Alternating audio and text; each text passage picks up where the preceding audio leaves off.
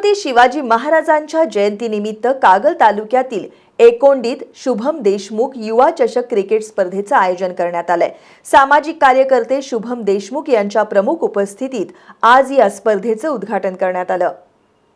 कागल तालुक्यातील एकोंडी इथले सामाजिक कार्यकर्ते शुभम देशमुख यांच्या पुढाकारातून छत्रपती शिवाजी महाराज जयंतीनिमित्त शुभम देशमुख युवा चषक क्रिकेट स्पर्धेचं आयोजन करण्यात आलंय। या स्पर्धेत 7 संघ सहभागी झाले असून या स्पर्धेतील सर्व सामने प्रत्येकी 5 षटकांचे असणार आहेत। स्पर्धेतील विजेत्या संघाला 30,000 रुपये, उपविजेत्या संघाला 20,000 रुपये आणि तिसरा क्रमांक पटकावणाऱ्या संघात 10,000 रुपये आणि चषक देऊन गौरवण्यात येणार आहे। सामाजिक कार्यकर्ते शुभम देशमुख यांच्या उपस्थितीत आज या स्पर्धेचं उद्घाटन करण्यात आलं। यावेळी बोलताना देशमुख यांनी तरुणांनी व्यसनापासून दूर राहून अभ्यास आणि खेळात लक्ष देण्याचं आवाहन केलं। रविवारी स्पर्धेचा अंतिम सामना होऊन बक्षीस वितरण होईल।